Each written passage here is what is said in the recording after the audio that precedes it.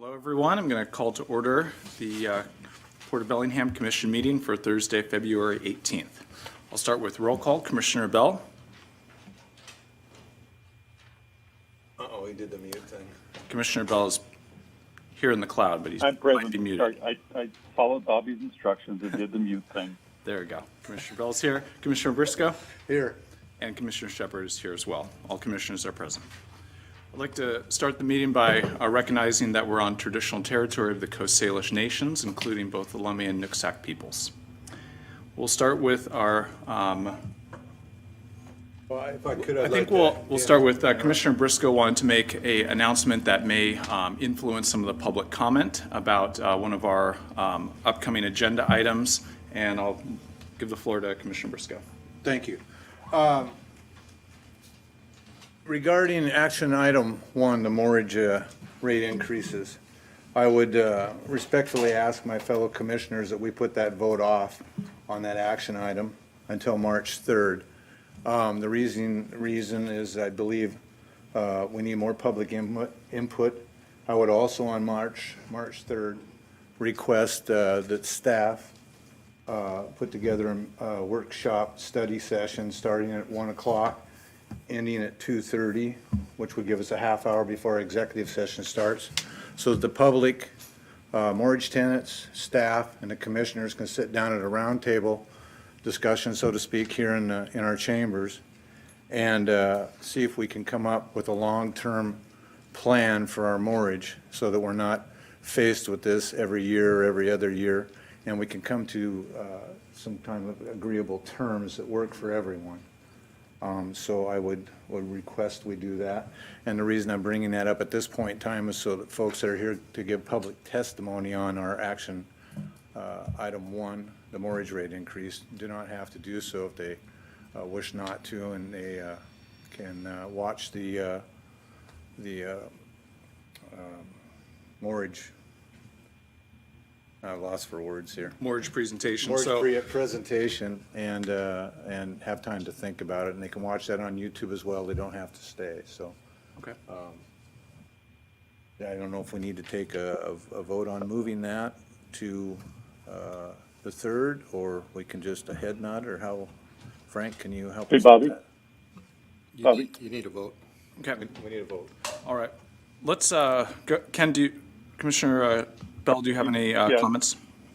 Yeah, part of me wants to go through the presentation and listen today, just to see how much information we can gather from this. I'm not opposed to putting the vote off, but I'd kind of like to go through at least the presentation today and hear some of the comments so that I've got this in my head. And it is on the agenda. I don't know that I want to move it off to March 3rd completely, but I would like to see if we can't get some of this out of the way today. So the request was that we do have the presentation today, but we do not take a vote until March 3rd. And folks can, if they want to give their testimony, that's fine. Yeah. I'm in support of holding off on voting until the March 3rd meeting, when we can have more of a discussion on this. I do think it's a good idea to go forward with the presentation today, so we're able to understand and have sufficient background information, have some chance to ask some questions as well.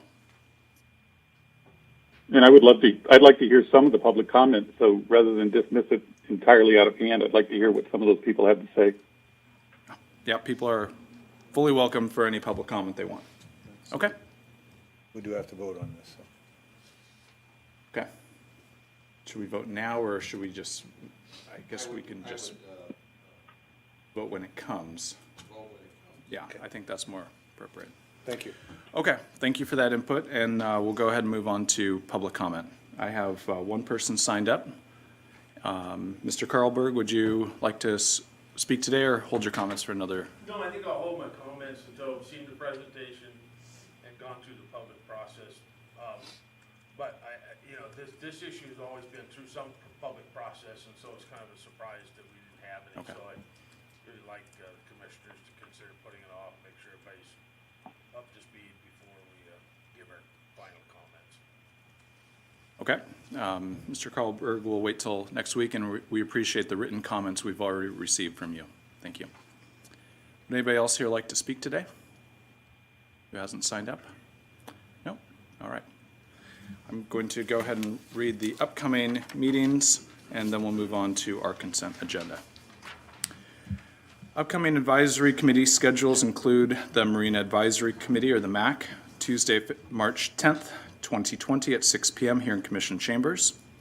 Technical Advisory Committee meeting, or the TAC, meets Thursday, March 12th, 2020, 9:30 in the morning at the ARF Conference Room, 2005 West Bakerview Road at the Bellingham International Airport.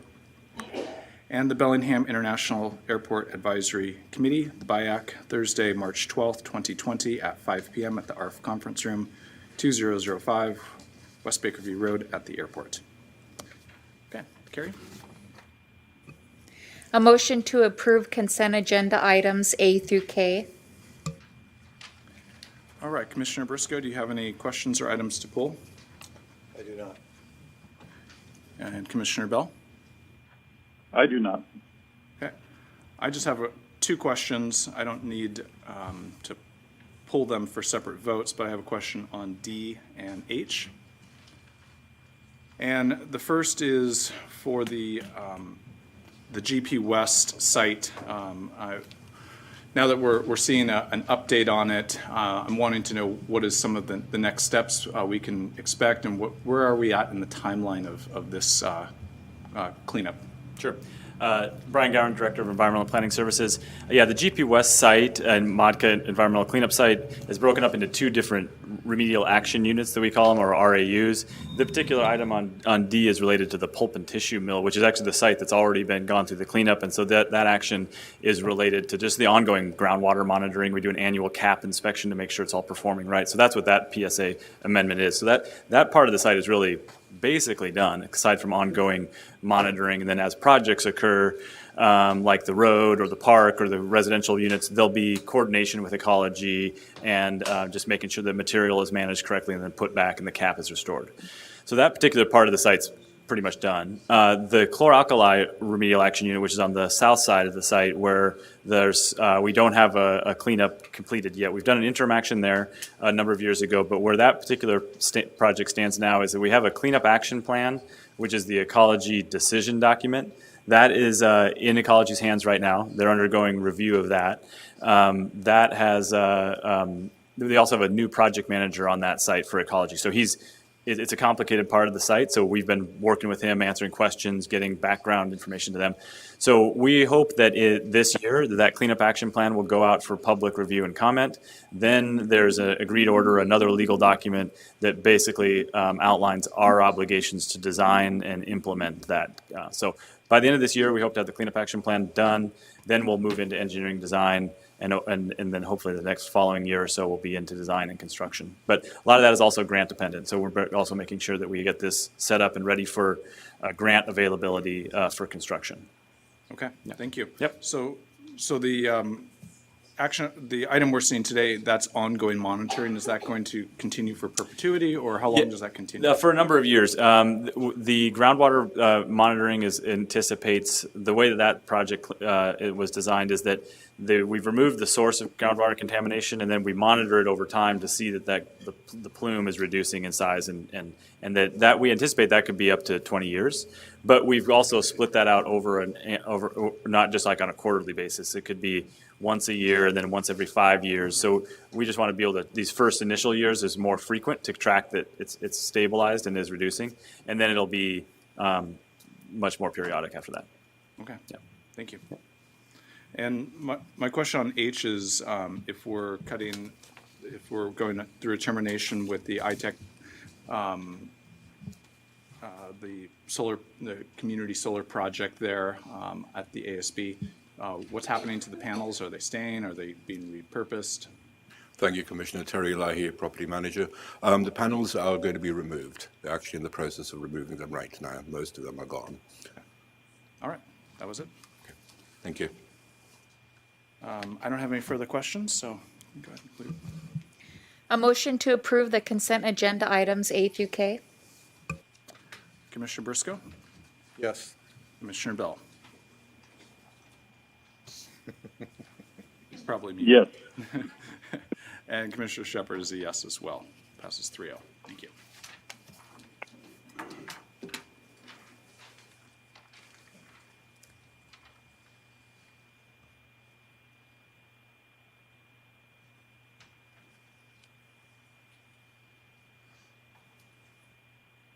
We're waiting for the joke, you know. I'm waiting for the introduction. Tamara Sobjak, Director of Finance.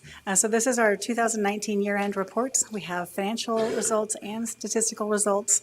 Both, I have some good news, so look forward to that. We'll start with statistics. The stormwater program, both permits, the airport as well as the shipping terminal, were all training and record keeping are in compliance. The airport sample results were within permit limits, and the shipping terminal had one exceedance for turbidity. That was the same issue we had last quarter, and so we'll respond by August deadline. Public records requests, they did drop off in 2020 in part due to the web link, so we've got some documents up on the website that are just available to the public where normally the public would have to ask for those. So that's been a good program. We've dropped the number of requests over the past 2 years. In addition, those requests are less cumbersome. We had 174 hours spent on those last year, 350 staff hours spent in 2018. So either we're getting more efficient in gathering that information or they're less cumbersome. As far as the safety report goes, this is also good news. We had only 3 recordable injuries. I know we don't want any, but the recordable incident rate was 3.18 and no days lost work, so nothing major for our employees. Yes, that's staff injuries, right.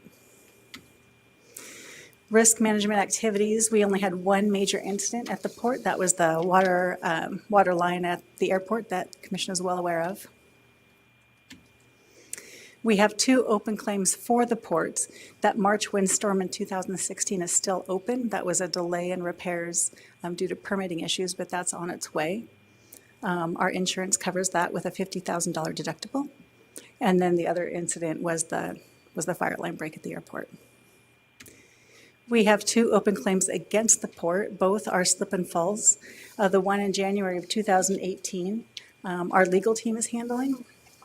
And then we had a slip and fall here at this building outside just before Christmas, and we're requesting additional information on that injury. Okay, so here we'll get into the financial information. So these slides are all very similar. The left column is 2019 year-to-date, so the entire year. The middle column is what we budgeted. And the far right column is what we did in 2018. So we can see how we did compared to what we budgeted and prior year. So the operating divisions, only these 4 divisions. In 2018, we brought in a net $10.8 million. We knew we were facing challenges, and so we budgeted $9 million net. In 2019, we exceeded that at 10.3. So even though we didn't do as well as 18, we did better than we planned. Breaking that down into the separate divisions, the aviation division, again, we know there's challenges in that department. We budgeted 1.7 net and came in at 1.5. So that sounds a little bad news, but we are mitigating those losses. The capital budgets for 2020 and on for the aviation department is really pared down. We're doing only what's necessary until we see an uptick in that division. Also, the bond refunding that we did in 2019 saved the airport quite a bit of cash. So those are 2 mitigating factors for the downturn. Hey, Tamara, can I ask a quick question? Yes.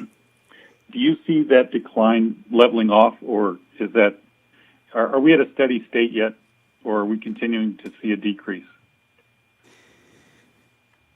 Go ahead. Yeah, Commissioner, I think we're continuing to see a decrease based on the results of Payne Field. January of 2020 came in quite a bit lower than January of 2019, which was lower than January of 2018. So we're not seeing the declining revenues stop. or turn favorably. And a lot of that's largely due to Payne Field. And do you have any idea when the bleeding might level off and we can put a tourniquet on this limb? Yeah, Since the jar's empty. my take is about 2 years for the airlines to work through some of the plane and pilot shortages they have now and start get their routes under control and develop new routes. So I don't think you're going to see anything in 2020 as far as new routes. 2021 is probably a push, but maybe 2022 holds some promise. Ouch. So let's move on. So the Marinas Division, we budgeted 8.3 in revenues, 3.3 in expenses. And we came in a little higher than I had anticipated for 2020. But looking at it, both harbors, the Pleasure Moorage, came in a bit higher than budgeted and prior year. So what we're seeing is in Squalicum, while we had maximum occupancy, we budgeted a little bit conservatively, just not really thinking that was going to last, but it did last. And then in Blaine, we are seeing those occupancy rates increase. So people are mooring their boats up in Blaine a little bit more than they have in the past few years. So that's good news. The Bellingham Cruise Terminal, this is, looks like revenues were up and expenses were a little bit up. It's a little bit misleading. When the shipyard left, they could no longer handle the handling of the ferry lines. So we had to hire longshore labor, and then we billed Alaska Marine Highway System back for that. So we saw the increase in expense, the increase in revenue related to that. But overall, very steady with what we've seen in the past. Bellingham Shipping Terminal. So in 2018, we had a negative net income at the shipping terminal. In 2019, we thought that would be better. We budgeted a $66,000 profit in that division, and we came in at $91,000. So we not only budgeted in the black, we came in the black for the first time in a while. Of course, this is just operating, doesn't include debt or capital, but still, good news. The real estate division, so Shirley came into my office and said, we are very pleased about this, and she has a right to be. When the shipyard left, there was a big challenge there, right? Frank and Rob worked really hard to get those past due accounts paid to the port, and we only had to write off $250,000 worth of bad debt, which is remarkable, really remarkable. And then moving forward with the vacancy, there was still that challenge. But the real estate division worked really hard and got some short-term uses and really mitigated that vacancy. So even with that challenge, the real estate department came in very, very close to what was budgeted. So, Rob, could you, $250,000 to a lot of people that are listening and watching are going to go, whoa. So maybe you could enlighten us to what the actual number could have been? Yeah. Frank, do you remember we were at one point north of $1 million? Yeah, so just over $1 million. So we recovered, I think, 70-some% of the monies that were owed to us. What Shirley knows, does that include, Shirley, the arrangement with the bank? Yeah, before they were paying. So it's net of everything. Yeah, I think the loss was about 1.4 million. And in a bankruptcy, I think port staff did a good job. We were able to recover all but $250,000 of that. And that was in part due to arrangements with the bank and a lot of stuff. So thank you to the staff for the timing and the moves they made to make sure that the public could recover as much money as possible in that disruption at Fairhaven Shipyard. yeah, we don't usually call it. Let's not leave out the attorneys. I mean, Frank and his group really did an amazing job as well. He not one to pat himself on the back, so we should. Thank you, Commissioner. Team Agreed. effort, team sport, I think. Our overhead programs are pretty set. This came in within 2% of budget and 2% of last year, so pretty steady there. The waterfront districts, We're seeing a steady increase in revenues year over year, and that is due to our tenants increasing their leasehold, which is not only good for the port, it's good for business. So if they can increase their business, it's good for everybody. All other public, the revenues there are mainly meetings and events, and so we're seeing those revenues increase as well as we see more uses. Expenses, really most line items across the programs held spending to a minimum. So while it was a little above 2018, it was well below what we had planned to spend. So that's it for operating. Capital and cleanup spending. We spent about $2 million in capital cleanup and recovered $780,000 from grants. We also spent over $9 million in capital projects and received $400,000 in grants for those projects. What's interesting to note here is we have an additional $18 million set aside for projects in 2019. So it looks like we didn't spend that much, but if we spend what we said we were going to spend in 19 and 20, it'll be a much bigger number. So how does that translate to the balance sheet? Year over year, I like to look at really just the net assets. It's you take your assets minus your liabilities and what's left over, and that's the strength of the organization financially. We went from $250 million in December of 2018 to $252.7 in 2019. So with all those challenges, we're still in a positive direction. And then our investment policy requires a quarterly report to the commission about where our investments are and what they're earning. We had $11.5 million invested in these federal securities, earning 1.6% annually. And the remainder of our investments were at the LGIP for $33.2 million, earning 1.77%. We've seen in prior quarters the LGIP rate was higher than that, but it's very susceptible to interest rate changes. So as you see interest rate starting to creep down, this is going to react to that. So that's why it's a little lower. Any questions? And just for clarification, Tamara, real quick, Yeah. we're required to invest in safe vehicles, which is why we see that rate of return. If we were allowed to go to the marketplace, we'd see a better return, correct? That's right. So these are all very, very low risk, which translates to a low return. Looks like our money's collecting more dust than it is interest. Well, and just to add on to that, the LGIP is very liquid. So it has the advantage of, Tamara needs the money, she could get it tomorrow, versus those other investments, which are now producing less of a yield than the LGIP, are not as liquid. You have to carry those to their maturity. So it looks like the strategy may be to shift more into the LGIP since it has that advantage. Well, quite frankly, it's not keeping up with inflation at the moment, right? Right.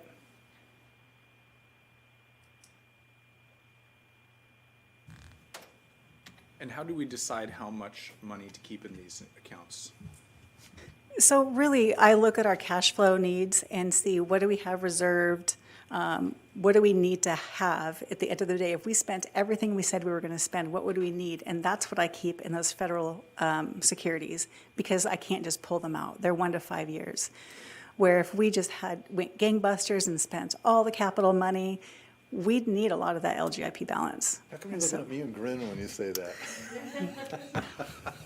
I don't know. So that's what I think about. Yeah, thank you. All right. Any other questions? Yeah, I have one real quick one. Tamara, you talked about the Bellingham Marina having an increase. Is that Bellingham Marina increasing at the expense of Squalicum, or is that a net increase, or is that an additional business in Bellingham? It's additional business. I think Thank you.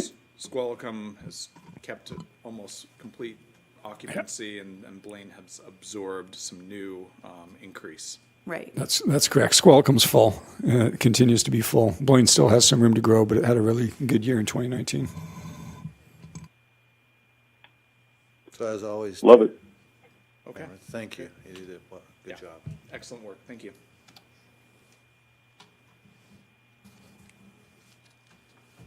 All right.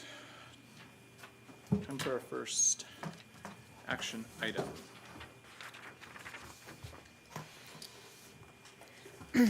Approve a 4% increase in recreational moorage rates per resolution 1330 and 1% increase to the active commercial fishing moorage rates effective April 1st, 2020. But before we start this, I just want you all to know that I've got some kind of anaphylactic condition from this topic. I see the hives covering my body already. We thought you were barking. All right, good afternoon, Commissioners. I'm Alan Birdsall, Manager of Marinas, and I've come before you today requesting an increase in the moorage rates for both Squalicum and Blaine Harbor for recreational at 4% and for the active commercial fishing for 1%. I'd like to say that we came to you last year in February requesting the same thing. And the basis for that was an opportunity to review the Moorage Model. Now, the existing Moorage Model was adopted by Resolution 1330 back in 2014, and it anticipated moorage rate increases of 4% annually beginning in 2015. ACF, active commercial fishing moorages for 80 foot and less, or less than 80 feet, increased 2% annually from 2015 to 2018. For active commercial fishing moorage rates for equal to or greater than 80 feet, it showed an increase of, I believe, 2% in 2017, 2018. And the existing model assumes that the inner harbor would be replaced in 2022, and capital replacement reserve to buy down the anticipated bond for the inner harbor replacement is included as a component of the existing moorage rate model. And then it anticipated the next 4-year review would be in 2018. And I'll get to that here in just a minute. And then it also approved that the executive director could authorize increases per the model and change the rates that were approved up through 2018. And when we came to you last year, we indicated that when we started reviewing the Moorage Model in late 2018, early 2019, we realized we had a couple of unknowns and wide variables, predominantly the inner harbor. We wouldn't be replacing it in 2022. The design permitting is about an 8-year process. There would be no way we could do it by 2022.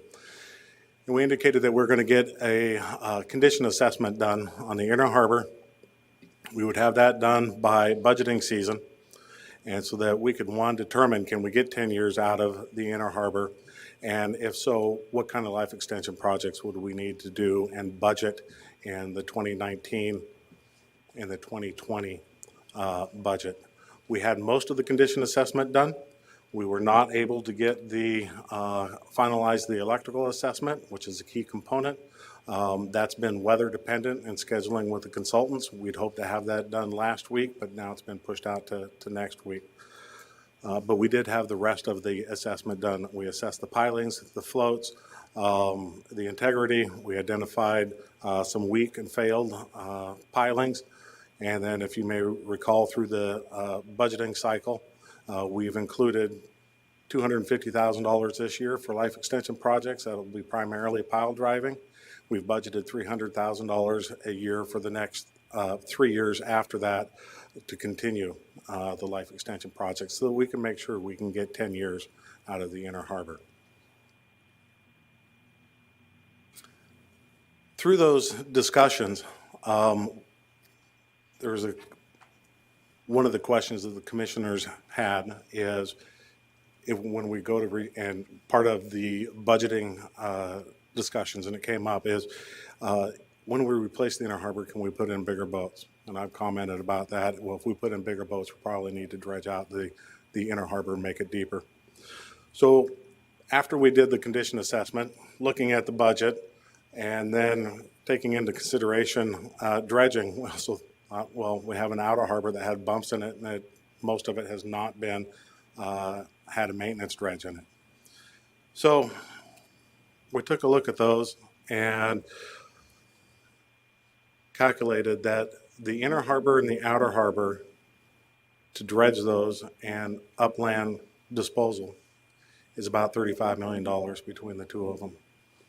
If we can do deep water disposal, we're sitting at about 10.5 million. So we have about a $25 million swing within the next 10 years on just dredging, depending on where and how we can dispose of those materials. So we anticipate doing some planning level characterization of those sediments here within the next couple of months, so we can identify and help narrow down what those numbers will be. So when we started identifying those, and when staff started talking about reviewing the Moorage Model, we felt that there was still too big a variable on cost to be able to put in there and plan in the next 10 years. In addition, we still have quite a few wood piling in both harbors, around the boathouses and some of the piers. We're going to continue that condition assessment in both Blaine and Squalicum, and have those numbers by the time we come into budgeting season. We anticipate then we have captured all the potential bigger costs and can anticipate facility replacements that we need down the road to really make a good, robust model, which we anticipate to have done by this year, working with the commission, having a work study session at some point, working with MAC, working with the stakeholders to be able to put together, that kind of model. So before we come to the end of this year, we can anticipate what the rate will be in 2021 on out, so we don't have these one-offs. I can appreciate what you're saying, Commissioner Briscoe. A one-off is not what we look for. The whole idea of the Moorage Model was to get away from these one-offs. We've just had some huge costs within the next 10-year window that we needed to be able to identify to be able to put a good range on those moorage rates. So when we take a look at the Blue Line model that was adopted in May of 2014, we're holding pretty consistent with this as far as the recreational moorage goes at the 4% increase. The model did not anticipate any increases on the active commercial fishing beyond 2020. We did not ask for, beyond 2018. We did not ask for an increase for 2019. We are asking for a 1% increase for 2020. Costs are going up. Cost of living is going up. We've had increases in staff wages that the commission approved earlier last year. I forget what year I'm in sometimes. So we're asking for a moderate increase, but it's still basically in line with the Moorage Model that was approved. If you take a look, we did a rate survey of the surrounding marinas, and the blue is the current rate. The green highlighted is the proposed rate at 4% for recreational. You'll see that at 26 foot, we're sitting somewhat in the middle, even with an increase. We fall farther down the list as we go to 30 foot, 36 foot, 44 feet. We look at 45, 56, we're still falling pretty far down the list. When we come back up to 60 foot and 70 foot, we're just a little bit above the middle of the road of our surrounding marinas in the Puget Sound with the moorage rate. Again, figuring the green is what we're asking for. If we look at the active commercial fishing moorage rate, even with the proposed 1% increase, we are under every marina around it, with the exception of LaConner, who has variable rates from 30 to 60 feet, and that is $3.74 per foot to $5.43 per foot. Other than that, we are far below everybody else. Could you So- put that slide back up just for a second, please, Alan? Pardon me? Could you put the last slide up just for a second? Yeah.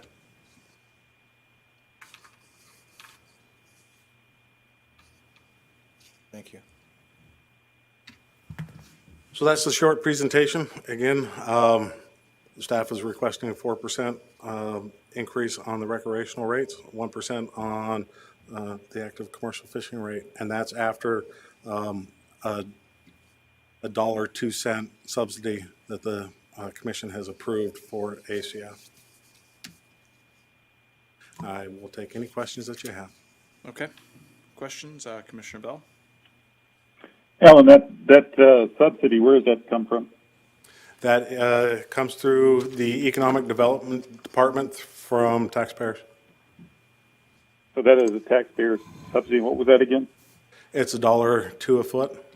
So that was, Commissioner Bell, that was established when we first established the commercial fisherman's rate as a way of keeping the Moorage Model whole. You'll recall this is a closed loop system. That means it's supposed to, the revenues are supposed to cover the costs. But the concern was that if we lowered the active commercial fishing rate, that every other boater would have to make up that difference in a closed loop system. So we injected tax dollars into the loop. So I don't know if you want to call it a leak or what, but it's not quite a closed loop system because we do bring some tax money in to make up that difference between the ACF rate and what the rate was at that time. And that is specifically for ACF and not for any of the other commercial or recreational. That's correct. To get that rate, you have to be able to show fish tickets. Yeah, fish tickets be specifically rigged for active commercial fishing, much the same criteria that we discussed for the web lockers. You have to be actively commercial fishing. If you're not able to show active commercial fishing, you're charged at the standard recreational rates. And you know, Alan pointed out that we were low on that chart, and that was by design. When we established the ACF rate, we established it 1 penny below who the lowest one at the time was, which was Seattle's Fisherman's Terminal. And we didn't count LaConner in that because they were so low. But it was established 1 penny below by design to attract fishing vessels. And quite frankly, LaConner is not really a threat to us for the type of fishing vessels we bring into this port, right?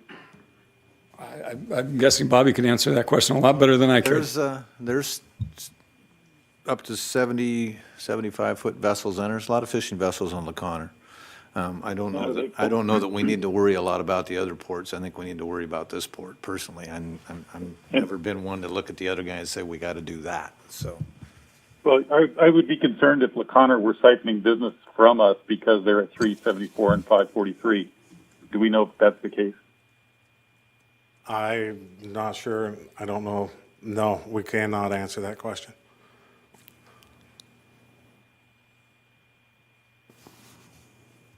I don't want LaConner to become our Everett for the airport. Well, they got Maverick Boat Building there. They build a lot of new boats, and they've got a yacht yard there. There's a lot of yachts and repairs. I don't know that they're a threat. I think everybody tries to get along.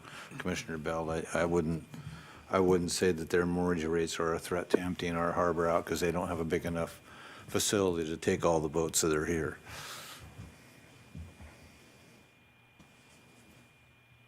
Okay, that's all I've got for now. Okay. Commissioner Briscoe? No, I have no questions. I'd like to just move ahead here. Okay. I just had a couple questions. So in 2014, when this was adopted, there was an expectation that every 4 years it would be revisited and have process for people to be involved in. So did that happen? Tell me describe that process in 2018. That's what I was explaining up front, is that we did not have that process in 2018. As soon as staff started to dive into that and got looking at the inner harbor, we didn't know how much life we had in the inner harbor to even be able to move that process forward. So that's when we came back to the commission in February 2019 that says we can't do the process and have confidence in the number and a good robust model to be able to show until we understood what the useful life was.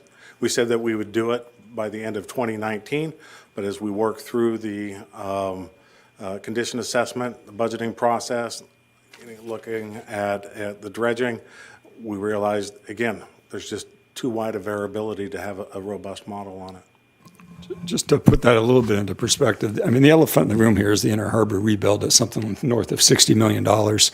We have $30 million of unfunded projects in the current capital budget that don't include the inner harbor. So that's a total of $90 million there. And obviously that's a huge effect on the Moorage model. So unless we have that $60 million number nailed, it's kind of a worthless model. So that's what we've been trying to do, is work with engineers and consultants to figure out exactly how much life we have left, because we want to get the maximum life out of that inner harbor so we're not spending the $60 million needlessly. So I think it behooves us to wait for those results to come in, and that should be in the next couple months. Okay. And this is one of the reasons why I said what I said at the beginning of the meeting. We need to put this vote off, and we need to have more public input and discussions and come up with more ideas on how to deal with the inner harbor and the rebuilding of it and where the money's going to come from. We need to have that in hand so that we can make decisions. Yeah. So we can make a model that will work, that we don't have to come back I, and argue over all the time. and I agree with that. I'm just wondering if the March meeting is too soon. It sounds like there's a lot of variables that we're still trying to nail down. I mean, the electrical assessment is pretty critical. That's a big ticket item when It could very well be depending on what they find. If they don't find any faults or issues, no, but it can be a very expensive one, yes. Well, my assumption would be that if we have that workshop study session, that we may come out of that with the end result that we need to move this vote off even further till we have more information. I mean, I think we need that information. So I'm not trying to be adversarial on this, but $100 million worth of unfunded capital projects, our rates go up every year, our expenses go up every year, and we show our competition to show that we're not gouging here, we're not way out of line, we're in the middle of the pack. So I know you don't like to look at the competition, but it says we're doing a decent job with our expenses, we're not out of line. We got to figure out how to pay for this. And there, again, $100 million worth of unfunded projects, and the longer we put off an increase, the longer we're not reserving properly for those future expenses. Well, in rebuttal to that, I don't think the answer to that's taking an early vote and charging the mortgage tenants money when we don't have an idea on what we're going to do with it. So we need to have answers before, I want an answer before I vote one way or the other of how we're going to do it. And I'm not trying to put it off. And we spoke earlier about this today. I think there's other things we can look at to help maybe pay for that harbor, other avenues that I think that need to be discussed. And that's why we need a work study session so we can all get on the same page and discuss this stuff and so we all understand. And we may have to do exactly what you say. I don't know, but I want to sit down and discuss it with everyone, the public, the mortgage tenants, my fellow commissioners and staff. I want to sit down and discuss it before I vote.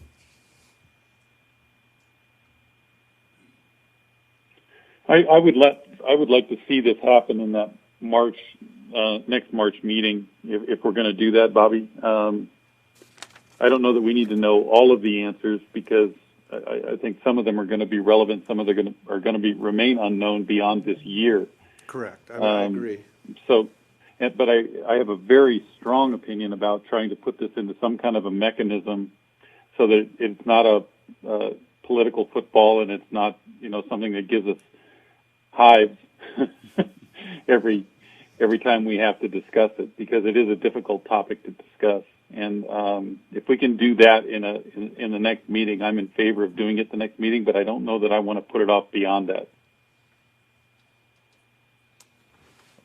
I wasn't requesting that. I was simply saying that the outcome of the work study session at that point in time may point it in that direction and we need to talk more, figure something. I don't know. Those are the things I need to find out.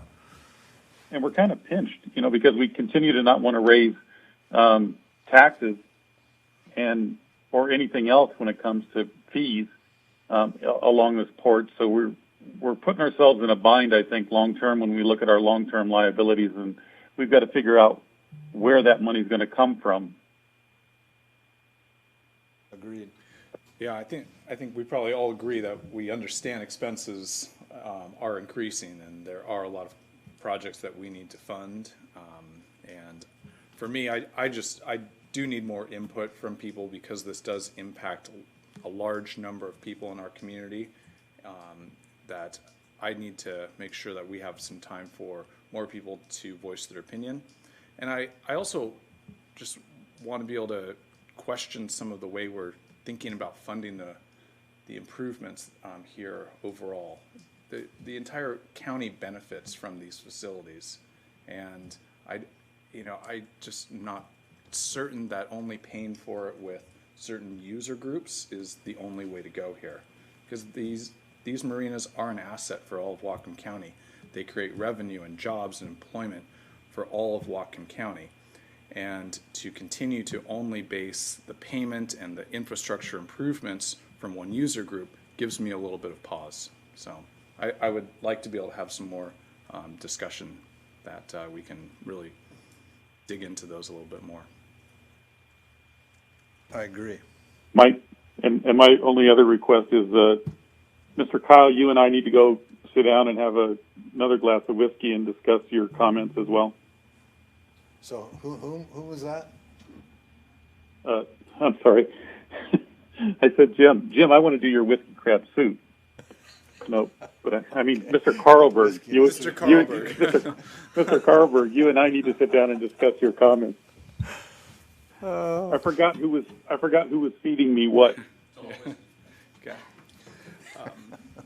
And I just had a question on the dredging. Have we, the numbers change quite variably based on the disposal. Have we looked at the ASB as a potential reservoir for that disposal? Good question. That is one of the potentials pending on the commission direction on the ASB, yeah. I mean, if we saw something go down by, what was it, 10 million from offsite to upland? It was 35 It would be, deep water that was a big jump. disposal, we're looking at about 10.5 million for both the marinas.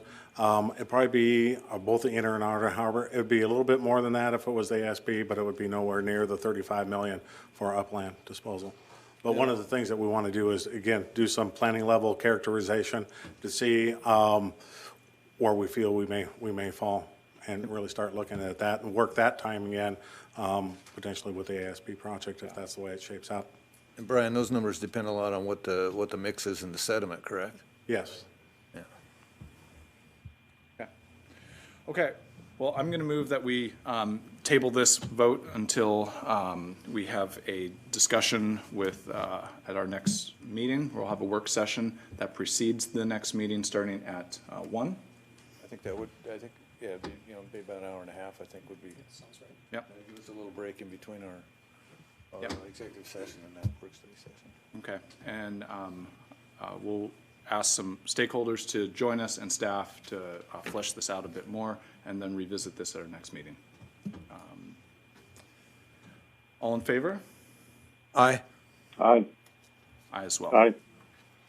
Thank you very much, commissioners. Thank you. All right, Carrie, next action item, number 2, please.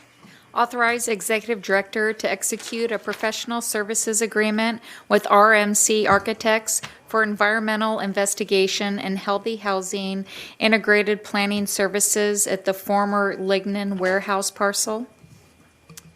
Thank you, Carrie. Good afternoon, Commissioners. Brian Gowan, Director of Environmental and Planning Services. The Commissioners, I'm sure will recall, last year we accepted a $200,000 integrated planning grant from the Department of Ecology to do some planning level efforts on the former Lignin parcel, which is highlighted here, a 3-acre parcel that's highlighted in green here on this image. That grant assumed we'd do a series of work to look at the parcel, site conditions, do some investigative work. Also can be used for planning and community engagement. So since we got that grant, since the time that we accepted that grant, we've been working with a couple groups. One is with the local development group Millworks, which they came and gave a presentation to the Commission. They have a specific idea for some potential uses at this parcel, including affordable housing, workforce housing, and a food campus. Then, in addition to that, we went out for a request for qualifications to hire a consultant team to help us with this effort, and requested environmental consultants, architectural services, planning services, and surveying. We only received one response to that request for qualifications, but the evaluation team felt it was a very highly qualified team. RMC Architects is a local firm. They have a great working relationship with the port, as well as Millworks, the group that we are continuing to work with. Aspect Consulting is on the team. They've done all the environmental work for us on the site, on the GP West site, the RIFS, and the cleanup work that we talked about before. Wilson Engineering, who's done the vast majority of the survey work on the site. And then they also included Mercy Housing as an affordable housing experts who have a number of projects very well respected in the Puget Sound region. They've done a project here in Bellingham, the Lorraine Apartments, which is kind of where the old Wilson Motors facility was. And they have actually done an integrated planning project for affordable housing in Seattle as well. So they've got a really great experience. So the team felt that this consultant group was well qualified and recommended that we move this forward. We do continue to work with the Millworks group. I had hoped to bring the letter of intent that we've been negotiating with them and this PSA together at the same commission meeting, just to show that we are going hand in hand. We're not doing two independent projects. They're informing each other. But we've just got some final work to do to get that to be ready for the commission. And we have independent work with this consultant team that actually would be nice to jumpstart, to get out in the field, to do some investigation work, things that would need to be done regardless of whoever we work with. So we went ahead and recommended moving this forward to this commission meeting. It is a fully funded project. All of these costs are funded by the existing grant. The staff recommends approval, and I'd be happy to answer any questions. Thank you, Brian. Any questions, Commissioner Briscoe? No, I think we discussed this at length when this first came about, so I think we're moving forward in the manner that was represented then, and thank you, Brian, for the explanation. So I have no further questions. Excellent. Commissioner Bell? I feel the exact same way, and I want to thank Brian for his presentation today, and very much. Thank you. You're welcome. Accommodations for a concise presentation. Yeah. I'm glad you said that and not me. We can't see your face. And my only comment is that I just love the public outreach that's built into this. I really think that when I'm reading this proposal and the attention to engagement with stakeholders in the community, I really see us building a model here for types of development on key strategic properties here, just in the waterfront and elsewhere. So I really like the way they're approaching that, and I'm excited to see this moving forward. Great. Good. All right, Carrie? Authorize Executive Director to execute a professional services agreement with RMC Architects for environmental investigation and healthy housing integrated planning services at the former Lignin warehouse parcel. Commissioner Briscoe? Yes. Commissioner Bell? Absolutely. Commissioner Shepherd is a yes as well. Passes 3-0. Thank you very much. Thank you, commissioners. All right, action item number 3. Authorize a Port Commission to approve a new commercial lease between the Port of Bellingham and Pacific Cruises Northwest, Inc., doing business as Salish Trading Post to operate a gift shop at the Bellingham Cruise Terminal. Thank you, Kerry. Good afternoon, Commissioners. Terry Leahy, Property Manager. This agreement is with Pacific Cruises Northwest, who've been a port tenant for just about 30 years. This is a new lease with them. They've been operating San Juan Cruises currently. This is a new lease for a gift shop in the former Inside Passage space at the cruise terminal. It's a 1-year lease. We've negotiated at $400 per month. That's below our current rental revenue standards. However, we do feel there's a big benefit to the port of having a presence down there. Should bring down more of the community and will also help the Alaska Marine Highway travelers going up to Alaska. We recommend approval of this agreement. If you have any questions, I'm happy to answer them. All right, Commissioner Bell, any questions? No. Commissioner Briscoe? None. And I've just got 2. How below is this in terms of an expected rent? Based upon our rental revenue standards for the building, this is just less than half of it. But it's a 1-year term. We'll give it a try, and then we can renegotiate after that. And how long has the space sat vacant? It's been vacant since January of 2017, so 3 years. That's a considerable amount of time. Yes. Okay. Okay, thank you. That's all of my questions. If no other questions, we'll go ahead. If I could just add real Yes. quickly on that, Drew's motivation here is to bring activity to the building. He's very frustrated with the low levels of activity there and believes that if he can establish a good retail presence there, he can generate business for his other business as well. So he's very motivated to make this work and breathe some life into that terminal. Well, I'm sure some of our other tenants would appreciate that as well. All right. You know, a good brew pub does that. A good what? Are you going to start Just one? Ken's got a brew pub idea. No? Authorize the Port Commission to approve a new commercial lease between the Port of Bellingham and Pacific Cruises Northwest, Inc., doing business as Salish Trading Post, to operate a gift shop at the Bellingham Cruise Terminal. Commissioner Briscoe, Yes. Commissioner Bell, Yes. and Commissioner Shepard is yes as well. Passes 3-0. Thank you. Is he making whiskey crab soup wherever he's at, or what's going on?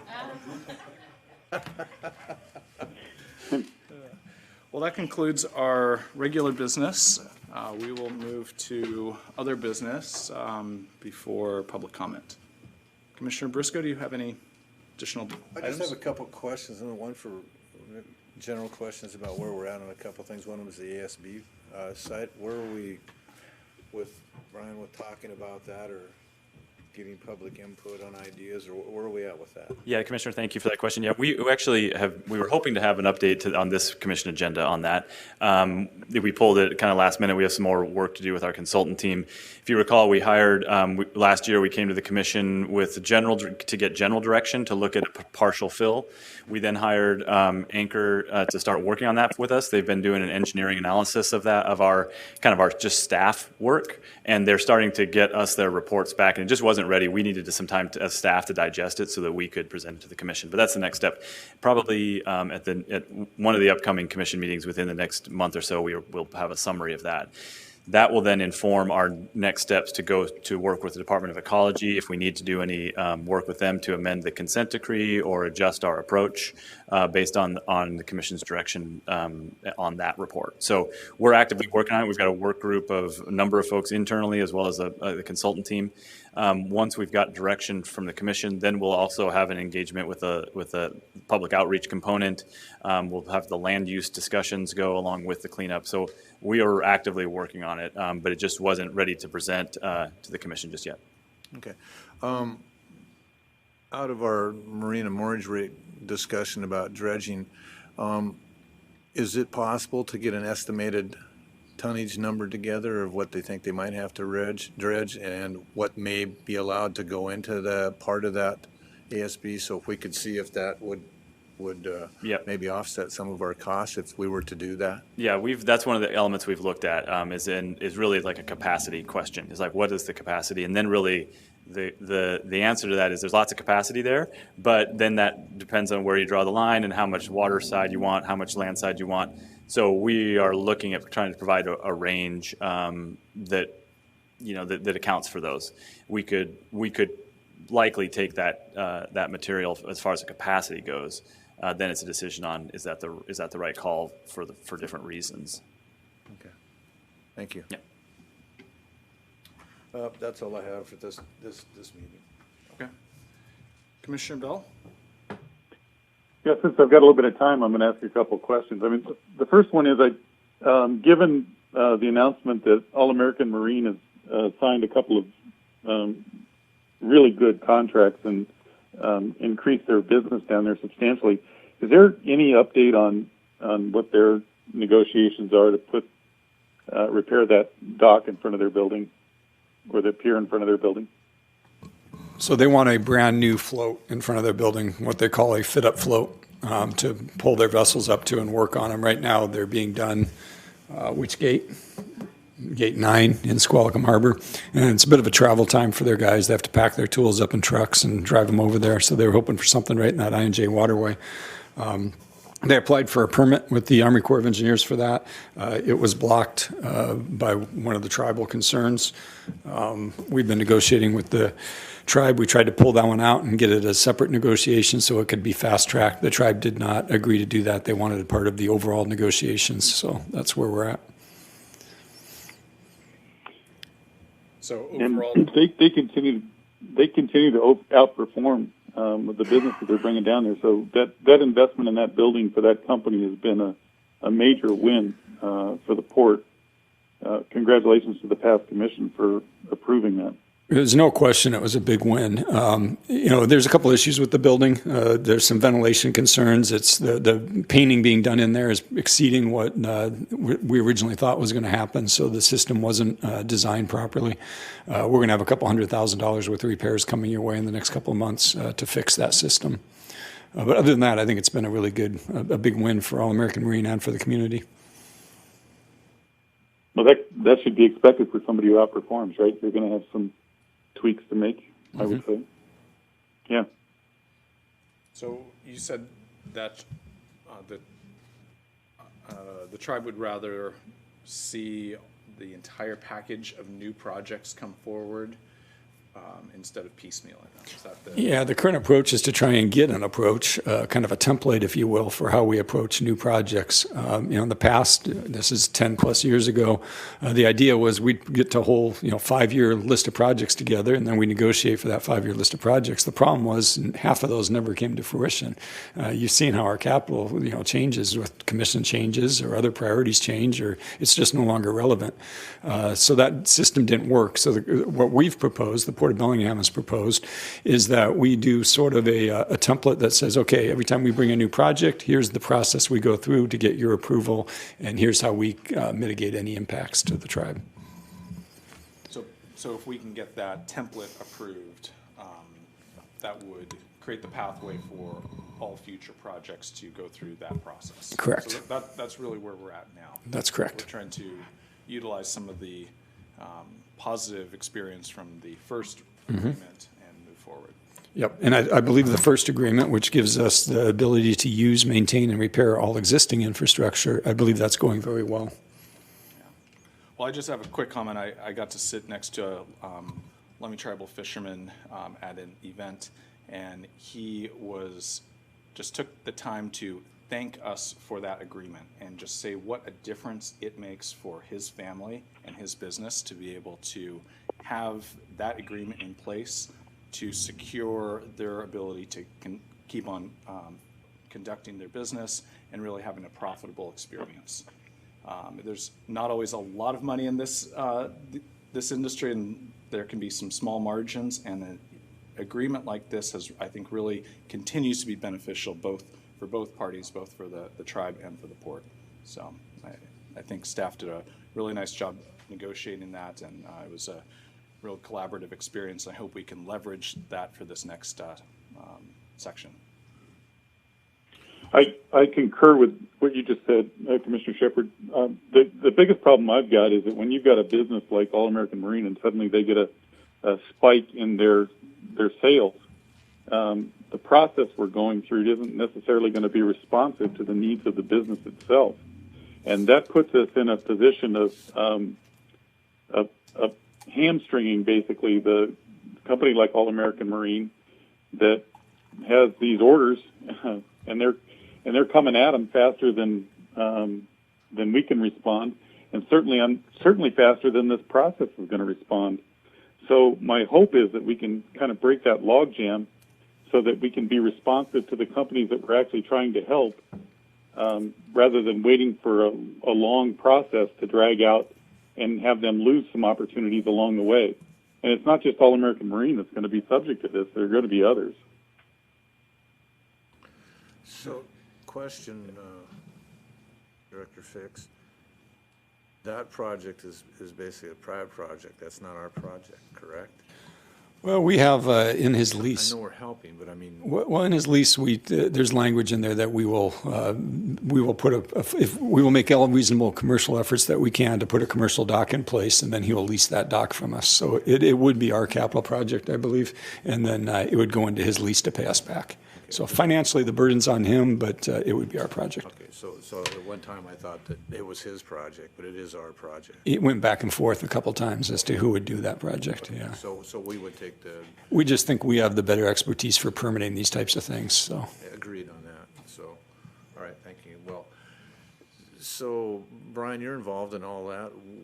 Kind of, where are we at in that process? Are we even started talks, or are we stalemated, or are we not talking, or what's going on? No, we're definitely having conversations, and Rob and I are working with them. There's it's usually just a difficulty with schedules. We've had a number of meetings that have been scheduled and then dropped or moved for a variety of reasons. We're trying to get a lot of people in the room, a lot of people with very busy schedules, and that's more the hang up than it is the attitude about it. I mean, from what I understand, the discussions that we've had, they've run those concepts through their group internally. They're getting feedback, and they want to be able to provide us with good feedback. So if they feel like they haven't gotten it from everybody yet, they will often say, hey, we need to postpone this one because we haven't gotten the critical feedback yet on that element.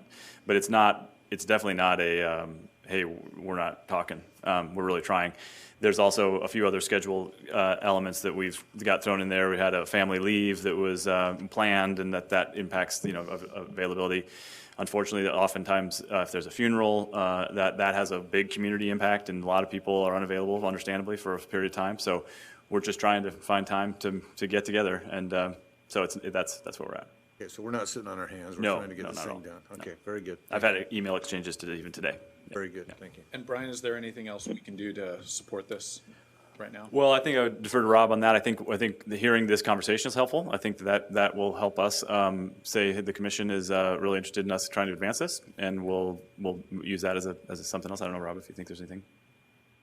And I want to make sure this is not just All-American Marine, because we're going to have a lot of activity in Fairhaven if we ever get a customer down there. There's going to be a lot of things where we may have to move fairly quickly, and I'm not sure that a long, prolonged process. I understand, Brian, you're working as hard as you can. I'm just trying to figure out how we can expedite it. And Commissioners, I appreciate the offer. I'm not sure that's possible. I mean, having gone through the first agreement, we move at a little different pace than what we're used to, and that's okay. Everyone needs to come along willingly. But I think we'll keep this offer in mind, and if there's a way we can bring you into the loop and help expedite this, we'll do that. And is this called implementation agreement number 2? 3. 3. Okay. 3 of 3? 3 of 4? 4. 3 of 4. Okay. All right. Let's see. Commissioner Bell, did you have any other questions or comments? No, not at the moment, thanks. Okay. And I wanted to get an update. We had previously talked about having a work session on agricultural needs in Whatcom County, and we had talked about having a pre-commission meeting session on that. Wondering if that is still being planned on, if we've done a outreach to stakeholders who might want to participate, and if we can think about getting that on our schedule for either April or May. Yeah, we'll get that on schedule in April and May. And in between that time, Don and I will work with some of the members of the ag community. We've had a couple discussions, but I don't think we've done everything we need to. So April or May would be a great time for that. Okay. And then I know the sun was out today, but lots of the county is still recovering from flooding, and I've just seen a number of emails about the importance of logging flood damage. The Whatcom County Emergency Response Office is logging claims for flood damage, and that helps them assess the overall impact, so we're able to determine what the need is for funding to help with those repairs and remediation. So I know there's a website for logging claims, and big or small, folks are encouraged to make sure that those numbers are tabulated so that we're able to get a proper understanding of the level of damage. Because it was significant, and there was a state of emergency declared for this county and I believe 10 others around the state. And last, I just wanted to, looking at our consent agenda, the number of different cleanup projects that we have ongoing at the same time. I know there's a lot, and when we go down to Olympia and we talk with our legislators, our members of our legislator down there about the number of MACA projects that we're invested in and working on, it's significant. And when we see this many here, it really is a testament to our effort to address these persistent legacy of past pollutants and make sure that our local environment is cleaner and safer for everyone. And I just wanted to make sure we called that out and highlighted some of that work that staff is doing. Sorry, we lost Ken. We lost him. He got lost in the cloud. Are you back, Commissioner Bell? He is, but he's muted. Okay. No, I'm back. Well, I was just thanking staff for their work on all of these different MACA projects. I counted at least 4 on the consent agenda today, and I think that's, there's probably twice as many out there that we're working on. So it is no small order, and takes a lot of collaboration and funding to make all these happen. So good work there. Okay, anyone else? Yeah, I was able to stay in touch. I'm on YouTube too, so I listened to most of that discussion. I'm just behind by about 10 seconds. Okay. Commissioner Briscoe? Yeah, I attended a meeting that Phillips 66 Ferndale Refinery put on at the Yeah. Gulf and Country Club. Were you there? Yes, I was. We were all there. Oh, that's right, we were all there. Afterwards, I spoke with their PR rep and as well as Jolie, the manager at Phillips 66, and asked them if they'd be interested in giving a presentation as BP did when we were in Linden, and they said most certainly they would like to do that. So maybe he said they would get back to us, but he figured it might be around the second meeting of April, might be the time frame. And I have his card. I forgot to bring it. I have the gentleman's, Tim is his name, I think. Tim, yeah. I'd like to move forward if we could. Yeah, we'll get with Tim and set up a time. Okay, very good, thank you. I That's support that as well. I thought that was a very informative meeting. It was, very good. Okay, well, we will, if there's no other comments from either of the commissioners, we will go ahead and recess until 5:30 for the 5:30 public comment.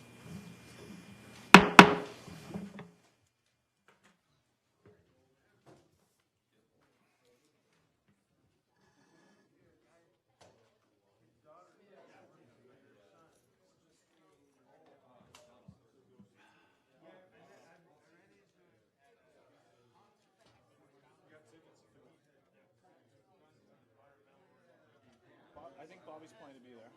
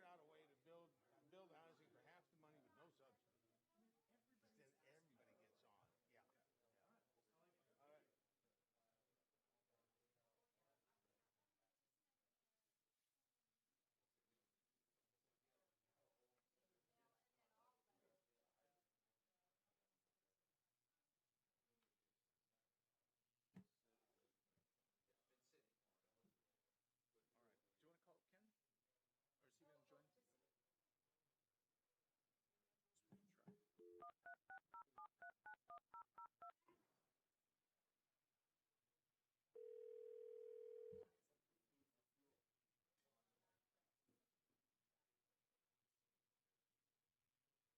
here. All right, we'll reconvene commission meeting for public comment. Do we have anyone signed up? Is there anyone in the crowd who wishes to speak? Mr. Carlberg? Yeah, everybody knows me. My name's Doug Carlberg, though, for the TV camera. When I talked to Brian about this, and you brought it up with the ASB, but one of the things that ports have to do over long periods of time is they have maintenance dredging. And it's one of the most expensive items a port can do. And I think that I would encourage the commissioners to ask the staff to do some figuring as to what it would cost to put the maintenance dredging into the ASB as it evolves. It's in the same time frame. You're going to extend out the inner harbor for 10 years, so that's going to fall in the time frame that we're also dealing with the ASB. But what I'm a little bit afraid of is not crunching those numbers, and then at some point, somebody going, "Oh, we could have saved 20 million." Because if you look out 50 years, you're going to have some other maintenance dredging projects, and Tacoma has done this, and I think it's a wise thing for ports to do, is to plan for future maintenance dredging projects, and if they can figure out a way to cut the costs in half that way, that's wise planning. Instead of just the narrow inner harbor, broaden it out, because you may have some other maintenance projects, and I already talked to Brian, he's on it, but I just wanted to bring it up to the three of you guys to make sure that I think there's tens of millions maybe possibly to be saved there. And that's the kind of thing that we probably want to try and get a number to it, just so we don't make some sort of giant error. So, okay, thanks. Thank you very much. Anyone else? So I have a question. Okay, Commissioner Briscoe. Probably for Brian. In the maintenance dredging, where are we at with the tribes on that? As far as we don't have to, okay, so we can do, as long as we get the permit from the Corps, we can dredge anytime we want. That's right. Other than the in-window, whatever. Yeah, right. Yeah, along with all the permit requirements. As far as implementation agreement 2 is concerned, maintenance dredging is covered if we're maintaining the original depth. If we're deepening for some other purpose, that would be different. So if it's going back to the original design depth, or we're placing in kind and not expanding a footprint, then that's covered. If we're doing something more, that's a little different. Okay, thank you. What's not covered is putting it in the SB, but the dredging itself is covered. Right. The placement. I figured that was it. Right. All right. Anyone else? All right,